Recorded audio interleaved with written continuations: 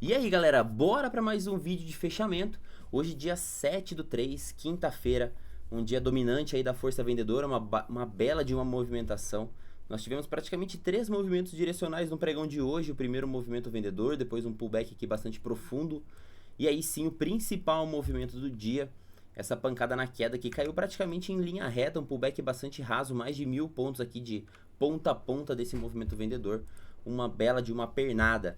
Então, vou deixar aqui a minha visão para você que está chegando novo aí no canal. Eu opero a metodologia Oliver. Eu gosto aqui também de confluências com Fibonacci para medir pernadas, para medir possíveis movimentos. E compartilho por aqui a visão aí dos fechamentos de mercado. Então, se inscreve aqui no canal, deixa o like também aí que ajuda a fortalecer bastante.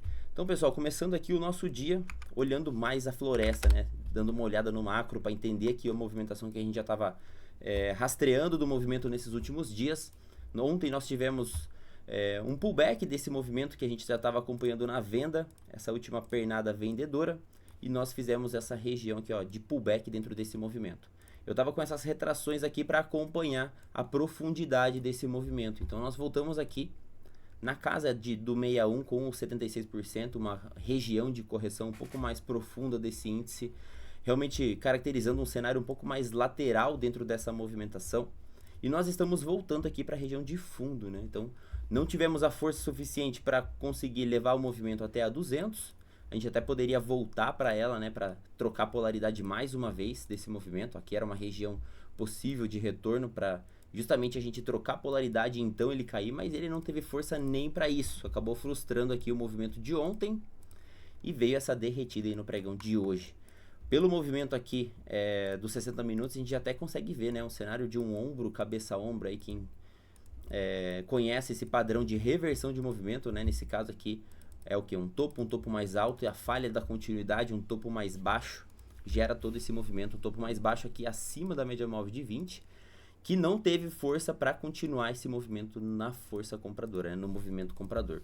Então, observando aqui a abertura pelo 2 minutos, o que a gente vai mapear aqui? Primeiro de tudo, o cenário do nosso Fab Four. Então, eu tenho uma zona comprimida aqui no pregão de hoje, as médias bem próximas, e aí eu posso já acompanhar a abertura de que maneira vai ser. Nós acompanhamos uma abertura aqui num gap de alta com o candle vendedor. É o famoso que mismatch, né? Então, não deu match aqui no nosso trade de abertura. Para confluir aqui também, a gente tinha essa retração desse movimento de queda do dia anterior, né? Então o preço ele abre realmente aqui na região do 61, do 76, já entra essa força vendedora.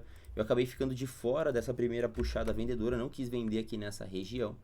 Aqui a gente tem um cenário de um Bull 180, aqui ó, ancorado já pelas médias. O ponto aqui que falha todas essas tentativas compradoras é justamente o posicionamento das médias. Média móvel de 20 por baixo da média móvel de 200. Era um cenário ainda de tentativa dos compradores de levar o preço acima e acabaram o quê? Falhando, gerando aqui um cenário de um topo mais baixo de novo. O preço ultrapassa para baixo das médias, faz pullback aqui ó, na média móvel de 200 e deixa esse candle 14 de saída de movimento. Um estado comprimido, preço aqui ó, nascendo na 200, fechando para baixo da 20. Poderia aí potencializar essa correção. Inicialmente, busquei essas regiões aqui como potencial alvo dessa mínima aqui ó.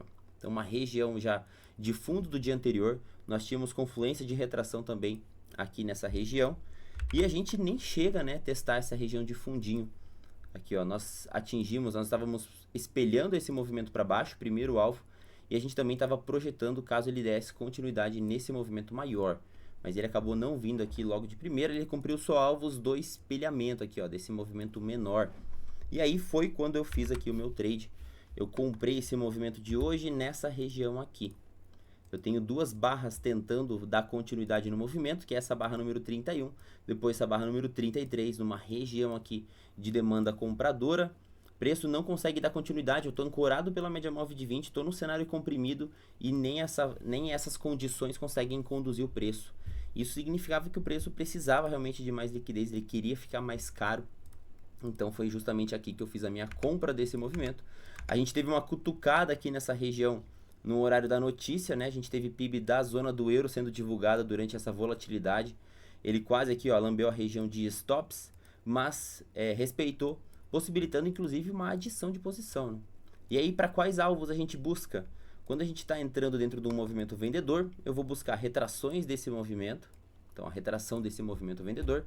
61, 76 são regiões importantes aqui que a gente tende a buscar. E eu também posso pegar alvos desse movimento aqui, ó, desse pullback repentino, justamente espelhando essa BT zona aqui para cima. Então, pegando aqui alvos dela, primeiro push aqui, ó, 100% foi cumprido. Foram as minhas regiões de alvo. Retração de 61, retração de 76, alvo aqui da primeira BTzinha aqui que eu tenho, que é justamente um cenário de pullback aqui profundo de um candle só.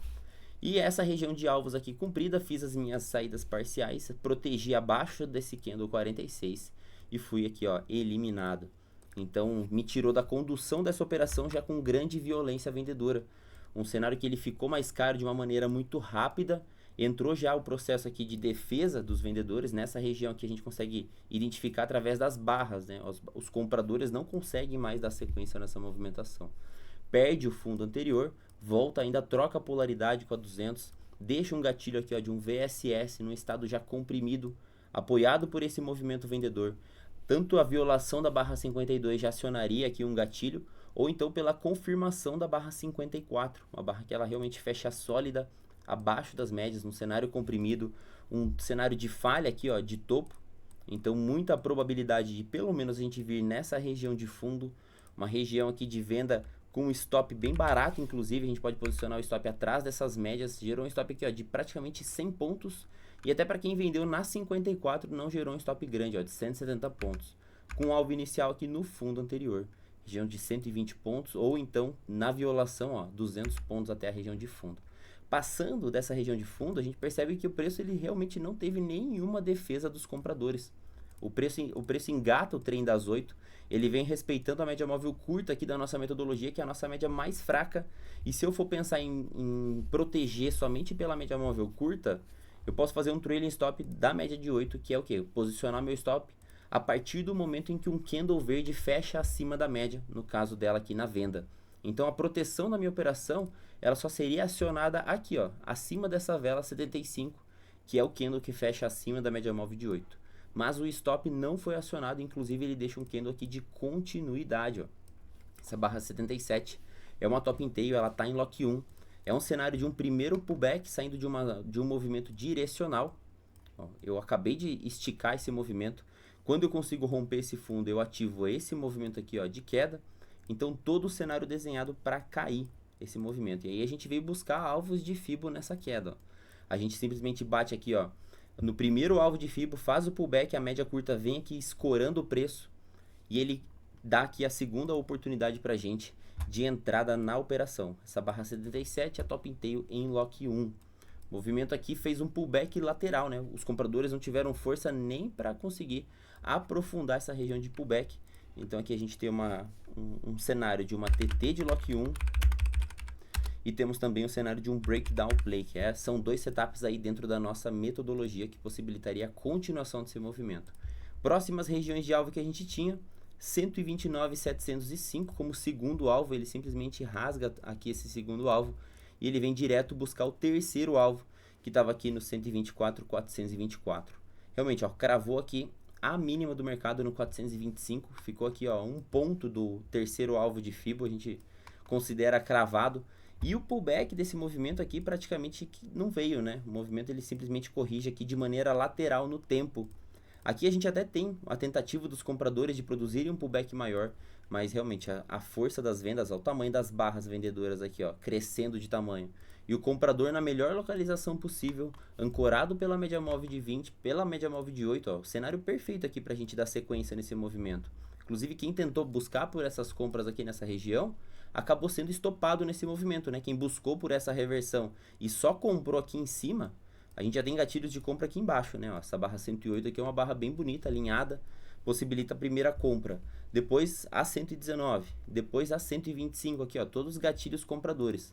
Mas se a pessoa realmente insistiu em tentar fazer um processo de reversão e talvez buscar 200, hoje não foi aqui essa correção no preço, né? A gente teve a correção no tempo, o movimento acabou frustrando, pagou bem pouco aqui. Já reverteu o cenário, aí ele ficou majoritariamente de lado, né? Ele volta para a região aqui, ó, de teste de fundo.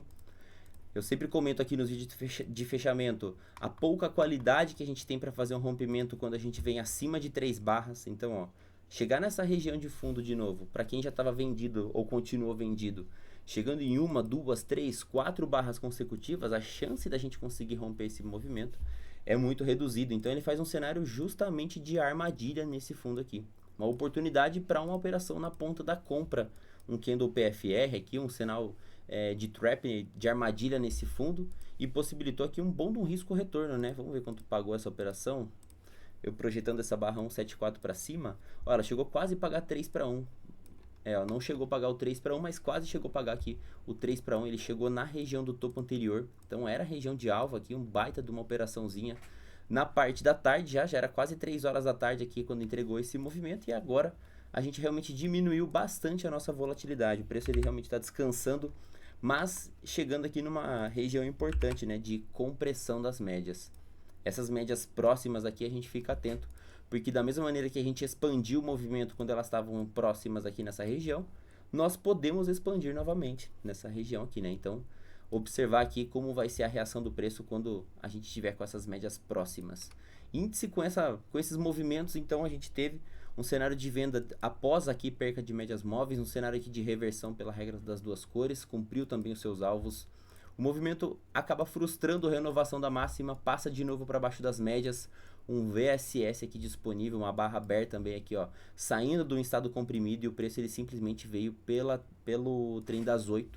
Pullback lateral, possível ponto aqui para reentrada ou adição de posição, e aí ele veio cumprir até o terceiro alvo de FIBO.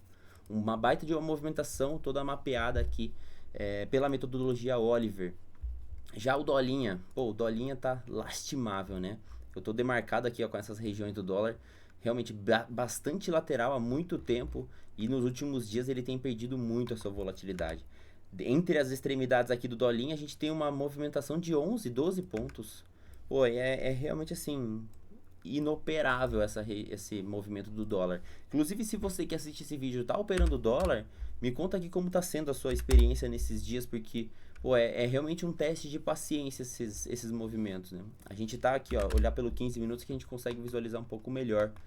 Então o dólar ele tá sem força aqui na ponta compradora, ele vem descendo num formato de escadinha, né? Entre as retrações desse último movimento, ó, ele vem descendo no formato de escadinha, usando aqui, ó, como suporte, rompendo, trocando polaridade. Mais uma região aqui, ó, também de troca de polaridade, feita pelo Dolinha. Tá aqui, ó, flertando com esse suportão e não tá conseguindo recuperar mais não, né?